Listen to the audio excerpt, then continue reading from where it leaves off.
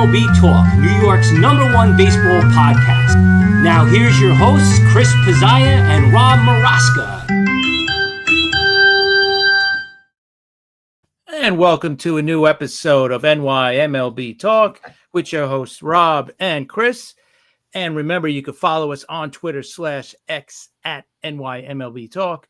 You could also hit that subscribe button right here on YouTube if you want as well. And you can follow Rob at R Maraska. You can follow myself at CP7NY. And so, Rob, we both had not so good nights tonight. Yeah, we didn't. I just want to say sorry, guys. We're on a half hour late, but we waited to watch the Mets and the Yankees blow their games and their winning streaks. So sorry about it, but we're here anyway, and we're here to discuss what happened tonight and last week, also this week, actually. So yeah, Chris, both our teams sort of blew it tonight. The Yankees came back when Judge hit that home run, and I thought the Yankees were going to win that after that. And the Mets blow a pretty, a lead with the bullpen just giving it up. Horrible game tonight. Yeah, hey, listen, and you guys have been really good of late. You just came off the sweep of the Nationals. Yankees came off the sweep of the Royals. I mean, but that's not the biggest thing. I mean, the Yankees, unbelievable. They totally own the Royals. The Royals and the Twins, if we played them all the time, it would be great. But unfortunately, we only play them a couple of times a year. But anyway, yeah, back to Boston tonight. Crochet was great all game. Held us to no runs until the 9th inning. 5th inning, we had a couple of guys on. It was 1st and 3rd, nobody out, couldn't score, nobody. So that was that came back to haunt us. 9th inning, Judge came up, got it to 3-2, and tried to get a fastball by him and hits it 440 something feet, ties the game. But of course, the Yankees couldn't get the ghost runner or whatever runner you want to call the extra runner in the 10th inning. And then, of course, the Red Sox walk it off. And we didn't have Devin Williams available tonight. We didn't have Leiter available tonight. So I think if it even went past the 10th inning, I think Boston would have, held on, or they would have found a way to win because we didn't have many good arms left. I think we only had 2 more good arms. Only 2 arms, not good arms. Just 2 arms left after that inning. So, but how'd your game go? Well, and hi, Jonathan. Yeah, I agree. It was a tough loss tonight. The game didn't go too well. Holmes was pitching pretty good. He was pulled out pretty early, I think. And then the bullpen, forget it. They failed. They gave up 6 runs in the 6th inning. And, basically that was it. Blackburn gave up 4 runs. I don't know what is wrong with him since he came back. And Kranick, who just came back, gave up 2. So the bullpen imploded tonight. The Mets, once again, and they've been hitting, but they still left runners in scoring position. Bases loaded. Then in the 9th inning, you saw what happened. We were watching it together before we came on. The Mets are still, even though they're winning games and, they're winning the games they're supposed to win. They swept the Nationals, as we know. They're still leaving runners in scoring position. Things have been a lot better. Soto's been back to, being Soto now, so we don't have to worry about that stuff anymore. But tonight, the bullpen just blew it for the Mets. Yeah, listen, it's going to happen. We know it's a marathon. It's not a sprint, right? With the baseball season, we're still early in the season. We're still only in June. The trade deadline still coming up in late July, which is obviously going to probably determine a lot for a lot of teams, right? Right. It's going to be interesting how, like we kind of bring it. We've been talking about it a little bit. What the teams need. We know what you guys need. We know what the Yankees need. But you also don't want to bring in guys that aren't going to mesh well with the team, right? Because they could be good fits on paper, but not in the clubhouse. And I think that's going to be really important because right now the Mets, obviously, they have the best record in baseball. So you don't want to mess up, the clubhouse at all. You don't want to mess up anything going on there. So whoever you bring in, at the very least, has to mesh with the rest of the clubhouse, right? That's an automatic Forget about Yeah. how he performs, how he pitches, how he hits, all that stuff. Forget about all that. The important thing is, does he mess up the clubhouse? Yeah, and that's what we have to be careful. And we know what happened. The Mets swept. They did what they had to do. They swept the Nationals, right? But what happened yesterday? What happened the last game of that series? Senga got hurt, and that was what a blow. Right now, we don't need that because what's going on? Who do we have out there? Well, we have Frankie Montas, right? Rehabbing in Syracuse. What did he do tonight, Chris? What did he do? He gave up a ton of runs, and his ERA is a 9. Okay, 9 Wow. in AAA. I do not want to see that guy on the Mets. I do not want to see him, come up. I don't. It's going to be a disaster. I feel it. It's when I saw that play on Wednesday with Senga. I mean on Thursday. I'm sorry. I'm getting my days mixed up because I'm going nuts. With Senga pulling the hamstring. Alonso threw the ball a little high, and it was a messy play, but it was. Is there a time frame yet on Senga? Nah, there's no time frame yet. So it just has me like, here we go again with Senga. The guy's pitching great, and of course this has to happen. Yeah, that's a blow. Listen, if as long as he comes back, right? As long as he comes back late August, who cares, right? That's all that matters, that he's coming back. Yeah, if you hear, he's out for the year, yeah, then I'm totally worried, but I'm not worried until that. So he should be fine. It didn't look that bad. I hope so. So anyway, the Mets won on Tuesday night 5-4 in 10 innings. That is expected of them. I expect them to win games against the Nationals. The Nationals are, scrappy, like we said, but the Mets have to take care of them, and they did. Wednesday, Peterson shut him out. We were doing a show that night. We were talking to the guys in Boston, and I had the game on as we were on that show, and he pitched a gem. He pitched a 5-0 complete game shutout. Nowadays, Chris, it's crazy. It's like shutouts are like no hitters. They went crazy. It was never that way. A shutout, pitchers pitch shutouts all the time, complete game shutouts. So it was, it was just crazy seeing that. It was like he pitched a no hitter. So, but it was still good. It was still good. And then yesterday, they won 4-3. They almost blew that game. So, they had a crazy 9th inning. Washington had the bases loaded. Diaz comes in and gives you a heart attack, but they were able to nail it and they won. So they swept Washington. Things are looking good. And then, tonight Tampa comes in, and Tampa scores a lot of runs. That. They always find ways to win baseball games, no matter what. They're playing in a minor league stadium. They're winning games. And I think, we talked about this before a bunch of times. I think Major League Baseball is going to have a problem if they make the postseason, because there's no way they're playing games, postseason games in George Steinbrenner Field. No way.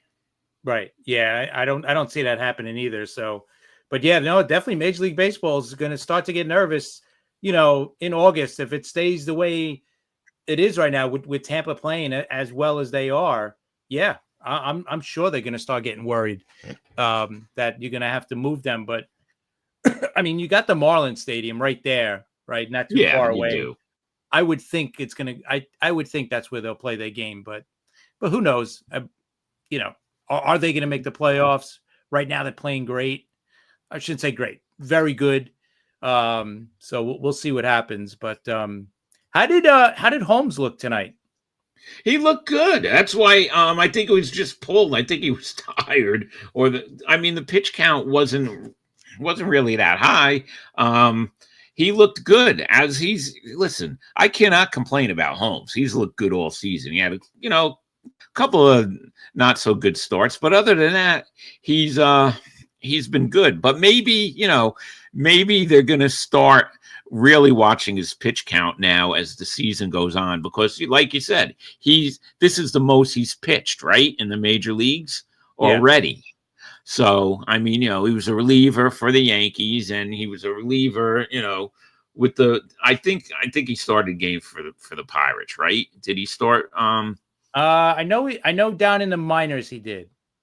Okay. Did he start games? He started 4 games his first season with Pittsburgh. After that, he was in the bullpen. So the most he's ever thrown in the major leagues is this year, 73. Yeah. Already, and minors, it's June. Yeah, the minors he threw. I think we went over it the last time. The most he's thrown in the minors is 136. That was in 2016 in Double-A. Yeah. So, I mean, I'm happy, but they probably are going to watch his pitch count. They're going to want him, they're going to need him for the stretch, definitely. So they're going to have to keep an eye out on him. And like you said with Senga, I'll tell you, I rarely get flustered, but I was flustered with the Senga thing, because it's like, here we go again. Last year, after what happened, and then now he was pitching so good, but hopefully it's not that bad. But also, sometimes you have to worry about the Japanese pitchers, because they're not used to pitching as much. They pitch more here than they do in Japan. They get more rest in Japan, right? So yeah, they go that's every another 6 day thing there. Yeah, so that's another thing that you have to worry about. So we'll just see what happens. But as long as they don't bring Frankie Boy up, because that's like, I do not want to see that. They're gonna have to do something else, because he's just been awful in AAA. So if he's awful in AAA, could you imagine if he gets back to the Mets and the majors? We know how that guy pitches. Yeah, I was surprised seeing Lindor play as much as he did after he banged his toe. I thought they would just rest him, and I didn't understand, like, why didn't they just put him on the IL? You were playing the Rockies, you were playing the Nationals, now you got the Rays. Like, just sit him for a couple of weeks, get that toe 100%, because now if he's not resting, is it going to get better? Is it, with the toe, now it's just going to kind of drag on a little bit, because he's always on it. So now it's going to take forever to heal, right? So it's very strange. I thought they would have sat him for a couple of weeks. Yeah, well, he wanted to play the next day, but oh, no doubt. At least they made him rest that day. But he stole 2 bases standing up with a broken toe. He's been running all over the place with a broken toe. At some point, I think they're gonna have to rest him, but it's hard. It's like they got to pull him out of that lineup. The guy just wants to play, but they're gonna, that toe's got to heal. It's got to heal. And I know back in the day, like they say, players used to play with broken fingers, broken toes, broken ribs. They played with everything broken. But it's things are different now. These guys are paid so much money, and they're investments now. They really are investments. So you're right. They're keeping him in the lineup, and he's been hitting, but at some point I think they're gonna have to rest him. Yeah, I thought they would, especially at least the Rocky series, and then maybe against the Nationals too. Just because it's those teams, you guys should have won, and you did. You swept them both teams. You swept both. So I was just surprised. And now he's kind of in a slump now too, right? Yeah. I mean, he was hitting a little against the Nationals, yes, but he's in a little couple games slump. But maybe they should give him a day off this series against Tampa Bay. I don't know, but I just want to say something else quick. Even with tonight's loss, okay, the Mets are 27-8 at Citi Field this year. That's pretty amazing. That's something that a New York Mets team has never done at home a record like this early, even better than the 86 Mets. I mean, what do you think about that, Chris? 27-8 at home, Citi Field. Yeah. I mean, how can there's nothing else you can say about it, but it's pretty amazing, right? 27-8. And yeah, their away record is not the best. You'd like to see it a little bit better than, just about 500. But listen, when you got a home, when you got a home record like that, especially going into the playoffs, teams know that, all right, this team is great at home. They know the crowd's going to be going nuts in October. So yeah, that's a huge advantage for the Mets going into the playoffs if they could keep this up, and keep that number one record throughout the season, so they could get the number one record for the playoffs and get the home field advantage. So yeah, it's pretty amazing. Like you said, you haven't seen that by a Mets team, and hopefully for you guys, they could keep that up. Yeah, well, we'll see. Hopefully they take 2 out of 3 from Tampa. We'll see what happens the rest of the weekend. But let's get to the Yankees now. And let's get to the Royal Series before, we talk a little more about Boston. The Yankees own the Royals, Chris. They always have, and it looks like they always will.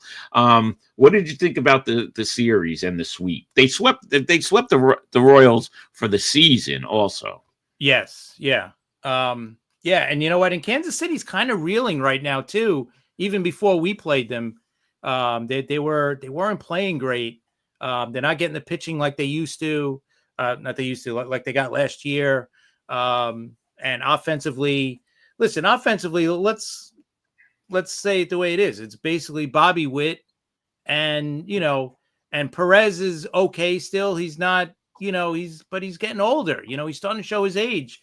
Can't count on this guy to give you the seasons he's given you in the past.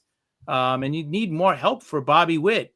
They brought up their draft pick from last year, Caglione. But it's probably a little too soon for that kid to come up. You need more offense. It's almost like Seattle. We've been talking about Seattle forever, right? Seattle's got the great pitching, but the lineup is just not good enough.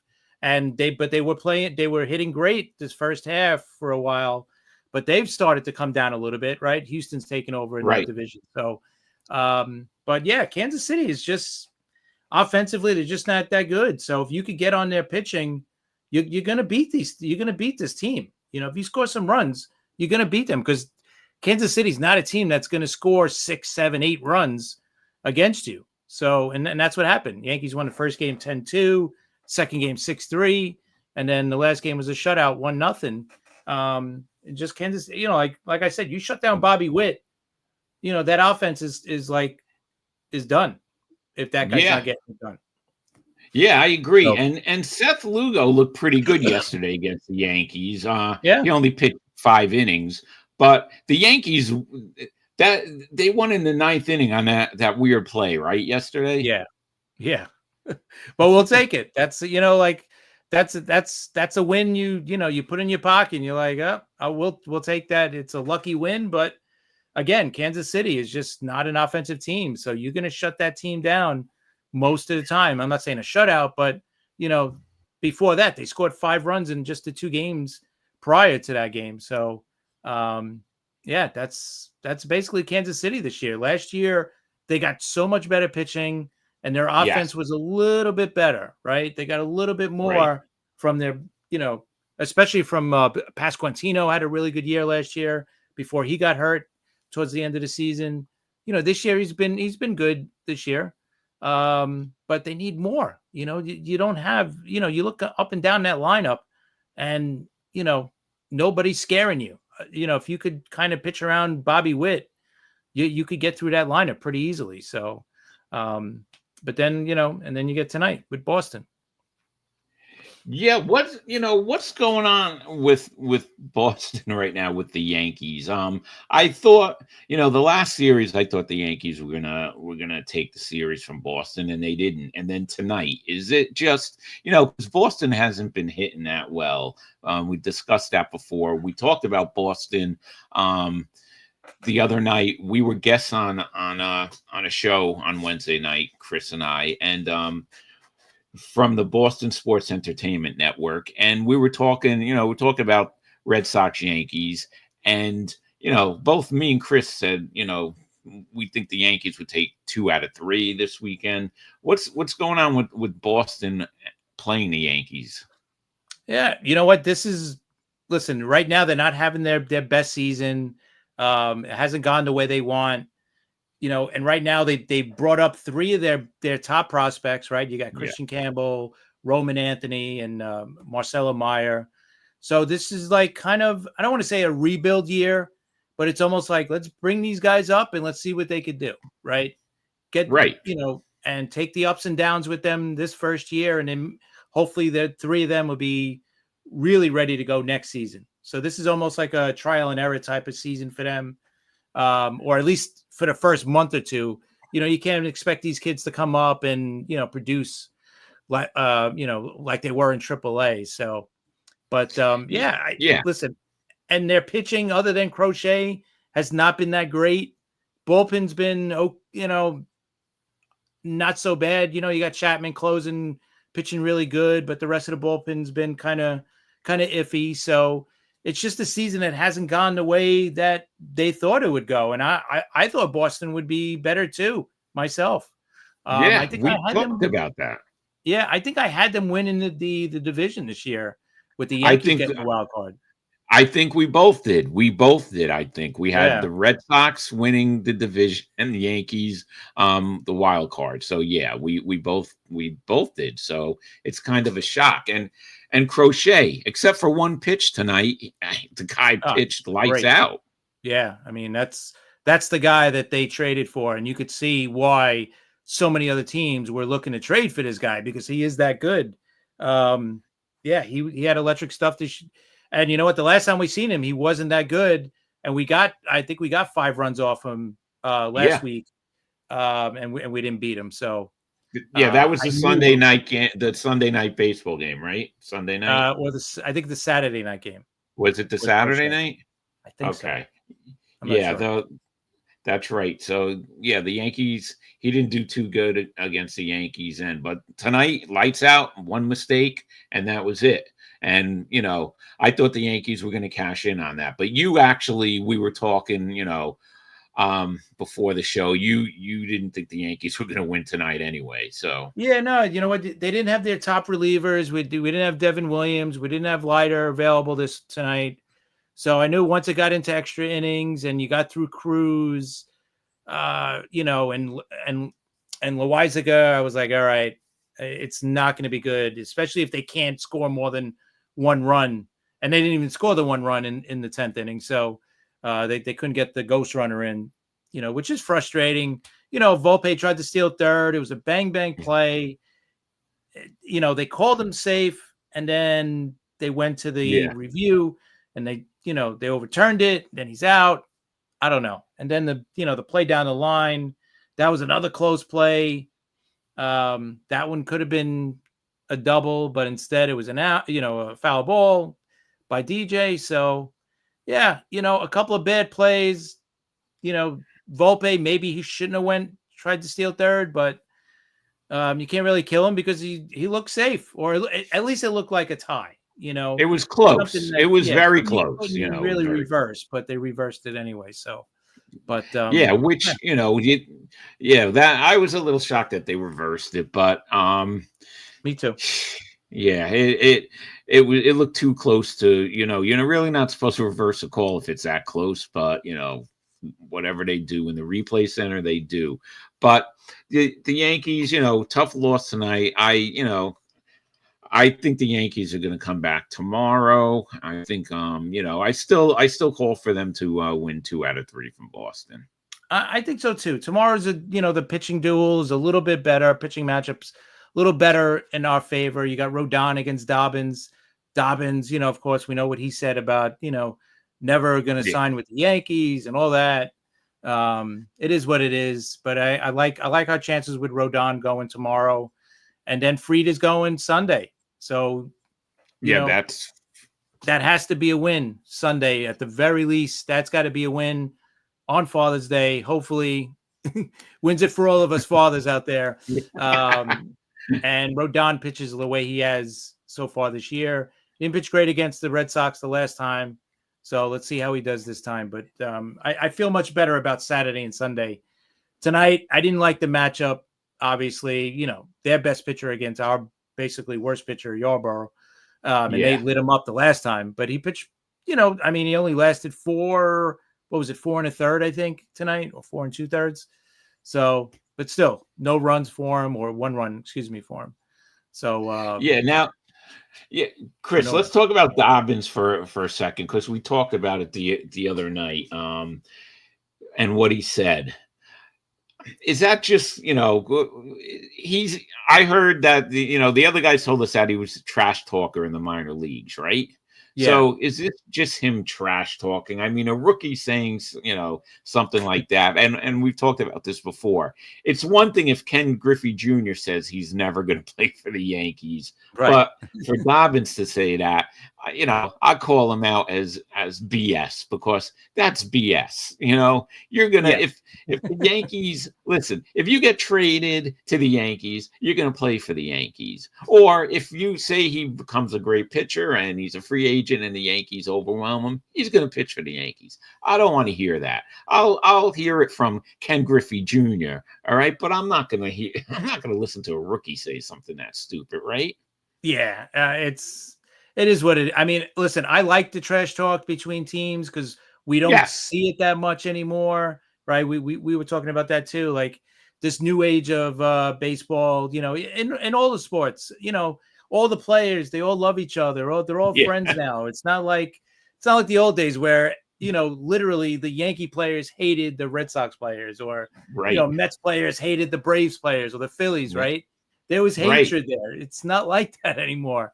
So it's good. It's kind of fresh to see this, where a guy talks a little trash.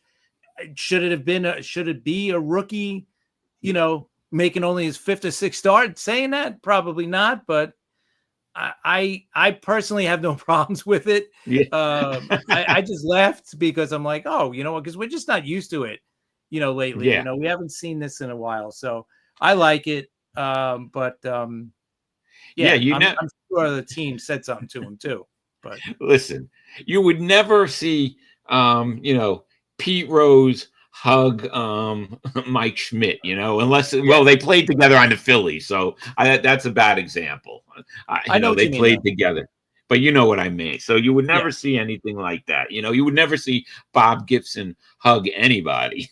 That just didn't happen. They were the enemies, but a lot of it has to do with they used to just basically play for the same team, one team for their whole career.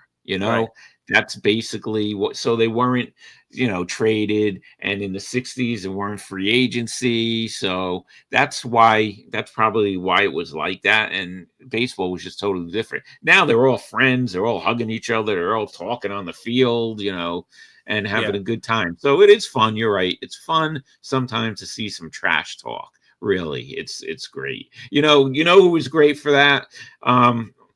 John Rocker. Oh yeah. He wasn't just talking. He wasn't just talking trash about the Mets either, or the Yankees. Yeah, we know. It was New York in general, right? So right. Yeah, he's definitely he was definitely out there for sure. And he still is, but that was the fun. The fun of it when they came to the stadiums, that the fans would get into it and they would boo the hell out of him. Now, that was fun. The trash talk and that stuff was a fun part of baseball. Yeah, you just don't see it. Even in the other sports, it's the same way, right? Like you just don't see it as much. Because I think, like you said, there's these players, they jump around now, getting traded, signing free agent, signing as free agents. So they're not on one team or even 2 teams for their whole career. They're on 2 or 3. Look how great Juan Soto is. How many teams has he been on already? Right. I know. As great of a player, and he's 26 years old, and he's been on 4 teams. Yeah. It's just not like it used to be. It's like the recent past, like, Jeter only played for the Yankees, just stuff like that. It's like that doesn't happen anymore. I think it's gonna happen with Judge, probably. But you never know what the future holds. But right now it looks like that might be the case with Judge. But that's gonna be, that's not gonna be the norm anymore. That's, No, definitely players not. just Judge will probably be with the Yankees for his whole career. But like you said, listen, things happen. So, but I wouldn't expect him to play for anybody but the Yankees.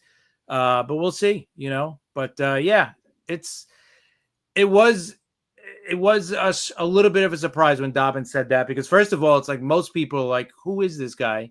And then number two, it's like, why is a rookie already, talking like this? The guy hasn't pitched against us yet. And he didn't pitch bad. Actually, it was the Sunday night game, right? right. But Judge did get to him in the first inning, hit the home run. But then after that, he really, settled down and pitched actually pretty well against us. So let's see what happens tomorrow night. Yeah, well, we'll see. We'll see what happens this weekend with both the Mets and the Yankees. I think they come back and they both take their series, but you never know. Tampa does worry me because they just hit and score runs no matter what. Every year it's the same thing. They're always in it. They have a great organization. You have to admit that. And it's sometimes it's a shame that it's wasted in Tampa, to empty stadiums, and it's just weird how things are. Florida baseball is really weird.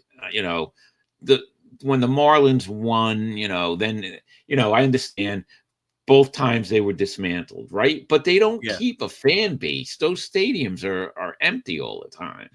And the Marlins Stadium is pretty new, so I think what hurt them, I think, was what's his name, Jose Fernandez, with the boating accident where he died. That really, I think, knocked them out of the box, basically, because they were building around him, Stanton. They had Yelich back then. They had Ozuna. They had a good young core, but I think when that happened, it was like that was the end of that, and they dismantled once again. Yeah, they did. Listen, and they were spending a little money. You have to remember, they signed Jose Reyes when Jose Reyes was still, great player for the Mets. So they did spend the money, but I think you're right. That death really set that franchise back, and it just hasn't been the same since. Yeah, and this year, they're probably going to be, big sellers at the deadline, or whoever they could sell. Alcantara is going to be the big name. They would love to trade him for a big haul. He's actually pitched well in his last two starts. Prior to that, he was really bad, and it didn't look like if they traded him, they weren't going to get much. But his last two starts, maybe if he could finish up before the All-Star break on a high note, you know what? Maybe his trade value will get back up to, where they want it to. And you'll get a little bit of a bidding war for him. And, and who knows, maybe the Mets will be trading for him now, especially with Sanger out, with Montas, like you said, he's been horrible, in rehabbing. What about Manaea? What's the story? Yeah, with him? we don't know what's going on with Manaea either. So, it looks like the Mets are probably going to have to make a move for a pitcher. I don't know if listen, the Mets do have the pieces to make a trade. They do have young players that other teams want. So the Mets could make a deal if they want to make a deal. I was going to ask you if you thought the Yankees would go after him and make a deal with Miami. It's possible. I think they're going to go after bullpen more than starter, because they still got Hill coming back. And if Heel comes back, late July, I'm sure they're going to take their time with him and everything. So if he doesn't come back to late July, if Warren keeps pitching the way he pitched really good in his last start, again, and his stuff looks really good. If he could be this good, you know what? They don't have to get a starter. They should just get another arm or two for the bullpen, kind of just strengthen that part of the, strengthen the bullpen, and then worry about hopefully finding a bat for second or third. That's to me is their big hole. Yeah. Because right now with and with Jazz, he gets hurt a lot. So, do you want to trust him to last throughout the rest of the season and into the playoffs? So I think there you're going to find, the Yankees are going to look for a second, third baseman, and I think a bullpen piece more than a starter. I mean, listen, if they could get Andy for a good package, maybe they do go after him, because I think he's got 2 more years of control, right? 2 or 3 more years of control, which is great. Cheap control. Yeah, I think it's 2. Yeah. So we'll see. But when do you think Heal's going to come back realistically? What are your feelings? I would think after the All-Star break, because he hasn't started rehab games yet. They're taking their time with him. So I would think late July at the earliest, maybe even August, but I'm going to guess late July. That would be my guess. Yeah, that's what I thought too. I don't think it's going to be right after the All-Star break. I think it's going to be towards the end and maybe August, like you said. And you know what? Listen, if anything happens to him with his rehab process, if it gets delayed or anything like that, then they might say, oh, you know what? Let's go after a starter, right? Then I think their plans might change.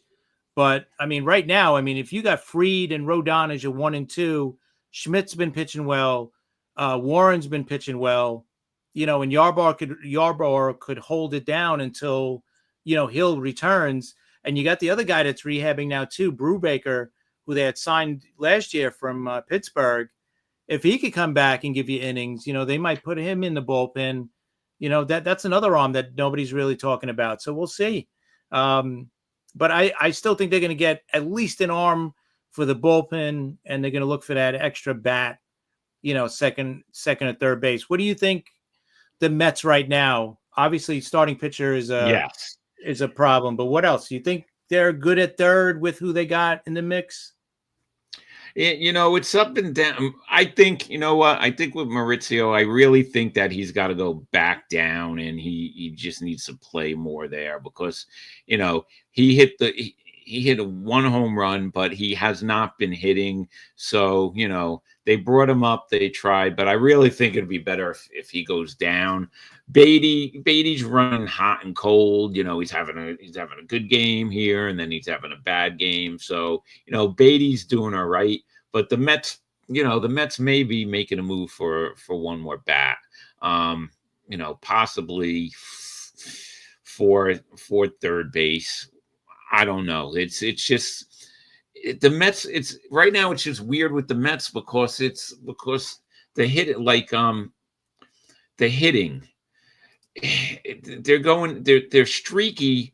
They're hitting, but yet they're leaving, like I've been talking about all the time. They're leaving too many runners on base. They're not getting the sacrifice fly when they need it. Right? It's so frustrating. It's just frustrating. So I really think the Mets have to figure that out. Probably they're gonna need another big bat for the stretch, I think. What do you think? Do you agree with me? You've been watching the Mets, so yeah, absolutely. I just think the biggest thing for the Mets and for the Yankees and for any team is when you do make that trade, don't mess up the clubhouse, right? Because right now, everything's going right for the Mets. Clubhouse is great. Everybody, the team is working great. Yeah, you could use another bat, at third base. Yeah, you got McNeil's playing great. Yeah, he is. Yeah, right. He's doing awesome at second. So if you could get that third baseman, it's just a matter of who it's going to be, because so many teams are in it right now for the wild card. So it's going to come down to, I think it's going to come down to, who's going to be available. Right now, it's the White Sox, but who are you trading for the White Sox? Nobody. The A's, right? Who are you getting from there? And the thing with the A's, Sevy, they just gave him too much money. Okay, so they're not gonna. How are they gonna unload him? Right. Right? Are they like the A's could they afford to eat part of, a lot of his contract? Yeah, I don't think so. I think they're better off just keeping him until someone takes that, Yeah, I think that, I loved Sevy last year. He was great for the Mets, but I just think that's, when you look at it, that's just a bad contract. Yeah, I agree. And, I think they were talking about it today on MLB Network about Colorado is they just don't trade guys when they, at the right time. Like Yeah. last year would have been a great time to trade their third baseman, right? Brian McMahon. I mean, he had a pretty Yeah. good season going, and now it's like he's not having a great year. Now you're betting on, okay, if I do, that's even if the Rockies want to trade him, they may want to hold on to him. Who knows? But if they're willing to move him, that wouldn't be a bad move for the Mets for third base. But you're No. also betting on him to turn it on, playing for a winning team rather than, the worst team in baseball, the Rockies. So that's the other thing. Do you take a chance in trading for somebody who's not performing right now because they're on Colorado and you're assuming that, oh, okay, we get him, he's going to turn it on, he'll be back to normal, his average self or whatever, and he'll take off here. So I think is going to be the big thing is who or what teams are going to be sellers. Like, is Atlanta going to be sellers? We were talking about them. Like, I can't think about that, but you know what? Right now, the Braves are 8.5 out of a playoff spot. So yeah, I could see them selling if it keeps going like this. Arizona, but they're a little Arizona, 4.5 out. Yeah, Arizona right now is at 500, so they won their last 3 games. But that division, we spoke about that division. Now San Francisco's in second place in that division, 40-29. LA's 41-28. San Diego's 38-29. So they're those 3 teams are battling it out. Arizona's only at 500. We thought Arizona would be a bit better than that. Yeah. And you know what? They're not out of it. It's just, their injuries are starting to catch up, right? Losing Corbin Burns was huge for the season now, and probably a lot of next year too that they're going to lose him for. So, I mean, that's a huge blow for them. I don't know. Do they go for it? Do they stay in it? They're only 4.5 out of a wild card spot. Can they catch San Diego, San Fran? Can they? I don't know. I don't know if they can. And you could look at other teams that are up there, like St. Louis. They've lost 6 in a row now. So now they're out of the playoff spot. They're 3.5 out. Milwaukee's only 2 out. So those are the teams that are right there, that are in the fight for this. And, they're not going to sell. But the other team's a little further down. And I think by the time the All-Star break comes, we'll see, if Arizona's still within 4 games of a wild card spot, I don't think they're going to sell, if they're in July that close, right? I mean, how can you sell if you're only 4 games out? But if Atlanta's 8, 9, 10 games out, come the All-Star break, they might sell some some pieces. So it's going to be interesting. Yeah, it is. It is going to be interesting because, you're sort of still waiting to see if Atlanta's going to come back, but they're 30-38 right now. They won their last 2 games after losing a bunch of them. They're 3-7 in their last 10 games. But, I don't know if the Braves come back this year. I don't know if they're going to, be what the Braves are or were. I don't know. Right now, I don't know. I don't see it. But I can never count Atlanta out because we know what happens towards the end of this season. Yeah. Don't count them out until they're out, basically. That's it. That's Yogi. Exactly. You did a yogiism there. Fake yogiism there. Fake yogiism. But think about this. The American League, right? How many teams? 1, 2, 3, 6, 7, 8, 9 teams in the American League are separated by 2.5 games for the wild card. So who's going to be selling right now? All right, the White Sox. If anybody wants somebody on that team, I'm sure they're up for sale. Like Luis Robert, I'm sure if the Mets wanted him, they could probably get him. I just don't know what they're probably asking for the moon for him right now. The A's, I'm sure they want to keep their young kids, but Sevy would have been probably a good trade piece now, but he just hasn't pitched that well. So who's going to take him on that contract? Probably nobody. Yeah, it's the contract, because maybe, if he goes to a better team, maybe things change. Like if he went back to the Mets, you never know what could happen. But that contract is just too much, and Oakland's not going to eat that. They're not even Oakland. Sorry, the Athletics are not going to eat that. The A's. That still drives me. Drives me crazy. At least take the identity of the place for a couple of years before you go to Vegas. What's it going to do? I mean, you could sell more hack that way. Instead of just having A's caps, you could have something else on the cap to make some more merchandise. But I don't know. That Sevy contract is bad, and there's no way that the A's Athletics are going to eat a lot of that contract. And you know what I see on social media, like some Met fans are already having a dream scenario of possibly trading for Jacob deGrom, because Jacob deGrom is having a really good season, healthy, and he's pitching like Jacob deGrom. Maybe he doesn't have the 100-mile-an-hour fastball. It's a little slower. He's not top deGrom, but he's pitching really good. So let me ask you, do you make that trade if they decide to sell? Here's the thing. You gotta move forward, right? I love deGrom, but the problem is, number one, how much of the contract is Texas going to eat? Okay. Number two, is deGrom going to get hurt? Are you going to give up some young kids, and then deGrom gets hurt, and that's it? In a perfect world, of course, I would love to have deGrom come back. The Mets make a playoff run, and he's in the postseason with the Mets. Who wouldn't want that? But at what price? What kids are you going to trade for deGrom? How much of his contract is Texas going to eat? And, what if he gets hurt? It's very, very risky. And I've been reading the same thing on social media. And yes, there's a ton of Met fans that, they think with their heart, like any other team, and they want him back. But I don't know if that would be a great move for the Mets. Well, right now he's got 2 years left after this year. Next year, he's owed $38 million. Yep. 2027, he's owed $37 million.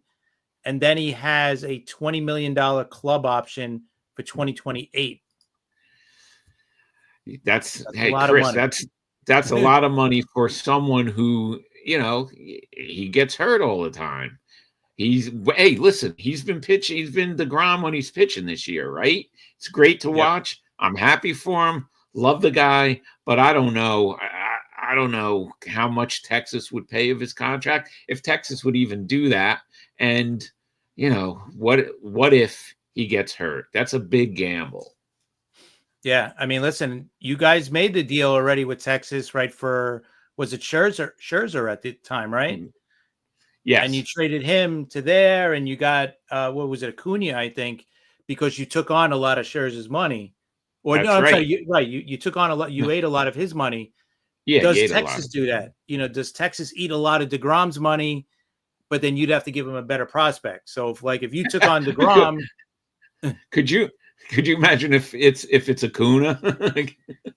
You never know, right? At this point, I mean, it could possibly be.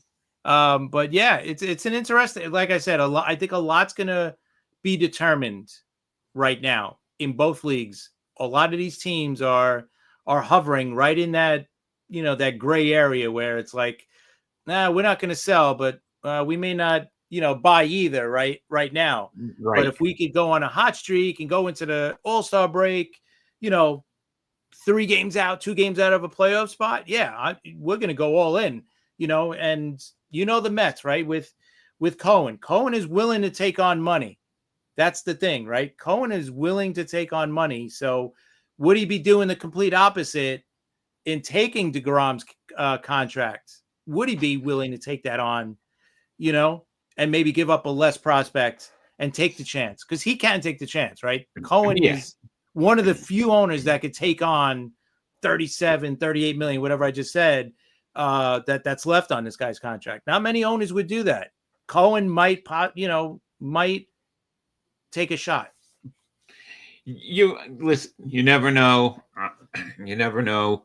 But if he did that and DeGrom got hurt and he was out, that would just be a disaster. And then you'll hear all the guys, all the Met fans who are saying bring him back, start screaming. Why did you bring him back? Right. Why did you bring DeGrom back? Why did you bring him back? What's wrong? You know. Hey, listen, we heard it the first couple of months of the season with Soto. Why'd we sign this guy? You're not hearing that anymore, right? No, now because we love this signing. This is great. Yeah, listen, we got to put it to rest, but it never goes to rest. That's how fans are. Fans, not just Met fans. Yankee fans are the same way. So trust me, I'm not making fun. We're the same way. Listen, I know that because they would be, listen. Could you imagine if Judge would have signed with San Francisco? All right. Then what would happen? What would have happened? Would they have gone this crazy when Judge came back to Yankee Stadium? Would they have booed him because he hurt them? And how close was it that he was actually going to sign with San Francisco? I never thought he was going to sign with San Francisco. I didn't think so either. Even when John Heyman reported it, the whole Arson Judge thing on Twitter, that was pretty bad. But I didn't think so. I just thought, listen, I thought there was a chance because that's where he grew up. He grew up in California, so I always thought there was a chance of him going out there. I didn't think there was a chance him signing with like Texas or Chicago or something. I thought it was going to be California or us, right? And if we were close, right, we'd bring him back. And thankfully, it worked out, and he gave us that last shot to sign him, and it worked out, But otherwise, listen, he got the better deal from, was it San Fran or San Diego? He got the better deal from them, but he did. He decided to come back with the Yankees, which is great. And I knew he was going to do that. I mean, I knew he was going to do that. I think you knew it too. Practically everybody knew it, but he did scare you a little bit. But I can't imagine. But Soto, listen, we knew Soto was going to be Soto again. He's Soto again. Now they love him at Citi Field tonight. He was all smiles. He's been all smiles with his teammates. Everything's good, so he doesn't regret it. I've said this the past 4 shows. Let's drop it. The next time he goes back to Yankee Stadium, he's still going to get booed. But like you said, it's probably now he's going to handle it differently, right? It's not going to be like the initial. He knew it was coming this first time, but I guess it was really shock and awe for him. Right. It was more than he thought he was going to get. Now, before we go, what do you got going with Tampa? Like, who do you got going? Well, we got McGill tomorrow, right? So he could go either way. This year he's pitched great, and then he hasn't pitched that well. So hopefully, we get the good McGill tomorrow. But you never know. He always worries me. And on Sunday we have Canning, another one. He's 6-2 so far with a 3.22 ERA. I like Canning this year. He's been really good. So they're pitching Baz, who's 5-3, but his ERA is 4.97. So I think the Mets have a good chance to take those 2 games. I'm hoping they do, and I really think they do have a good chance. Tonight I thought they were going to take it, but the bullpen was just awful tonight. It was just bad. They just threw that game away. Yeah. Like you said, you guys have been great starting and bullpen the whole season. This is one hiccup. You know? And that's why it happened. Yeah. And you're getting Brooks Raley back too, right? Soon? Yeah. So that's good too. So things are looking good for the Mets. hiccup tonight. They're at Citi Field the next, they're at Citi Field Saturday and Sunday. So I'm not, I'm not worried. I think they're going to take the next 2 games. You never know. So I'm pretty good with that. Before we get to the Yankees, I just wanted to go back to what I brought up the other day about giveaways, right? The Mets have tomorrow a Mr. Met plushie giveaway, all right? It's for the first 5,000 kids under 14. Now, the way the Mets have been fans have been packing Citi Field, I think there's going to be more than 5,000 kids under the age of 14. So there's going to be a bunch of disappointed kids again. Yeah. Tomorrow. And we talked about it. Just get, if you're going to get a sponsor, Verizon, come on. You could afford more than 5,000 stupid Mr. Met plushies, right? I agree. We talked about it, man. It makes no sense. I shouldn't say it makes no sense. It makes a lot of sense. It's all about money, right? They don't want to kick in the few extra bucks it's going to take to say, make it, for every fan instead of just 5,000 fans. We said everybody should walk, but and if they make too many and they're going to have like a couple of thousand extra, then you know what? You go to all these shelters out there and you homeless people, all this stuff. You can get, trust me, you'll get rid of them or save them and give them away, on another game, when there's no giveaways. Yeah, it's a Mr. Met plushie, right? So it's something that you're always going to be able to give away at Met games. If you don't want to donate them to, like you said, homeless kids or whatever, you could always get rid of them. So if you make the extra, listen, another 10,000 plushies isn't going to hurt Verizon or AT&T or whoever is, sponsoring whatever. So once again, just make enough so these kids get it. The kids, they were crying about the Hello Kitty bobblehead. They had kids actually crying because they didn't get one. You want to get young fans to come out, and then you don't make enough of the things that they want. It's really stupid, and it's cheap. So that's it. I'm not going to bring that up anymore. I'm done with that. No. All right. So what about the Yankees for the next 2 games? Yeah, we got like I said, we got Rodon going tomorrow, and then Fried going on Sunday. Saturday, I think it's Dobbins, and then on Sunday it's going to be Bayo is going up against Fried. So. Yeah, I think we're all for. I like our matchups coming up. I think we should take these next 2, as long as the bats are there. I think we'll get it, and we'll have the bullpen squared away tomorrow for sure. Devin Williams will be back. He'll be available. Light will be available. Hopefully, we'll see Jazz play. Hopefully he's fine. So I think we'll be good tomorrow and then on Sunday as well. But I think so too. Yeah. Listen, and for everybody who's here, if you haven't, click that like button and the subscribe button for us on YouTube. That would be awesome.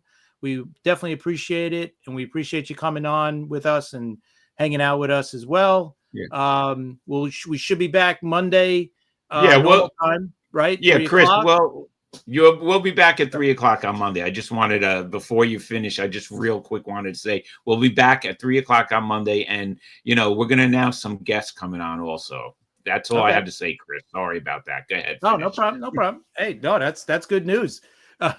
Guests are going to be fun. Hey, listen, we love having guests, and if anybody wants to come and join the show with us, just reach out to us on Twitter at NYMLB Talk, or at R Maraska, or at CP7NY for myself, and we could set something up and it'd be great. Otherwise, we'll be back Monday, and Monday we're going to be talking about the Hall of Fame position. We're going to be talking about third base. I think that's going to be a lot more interesting rather than short.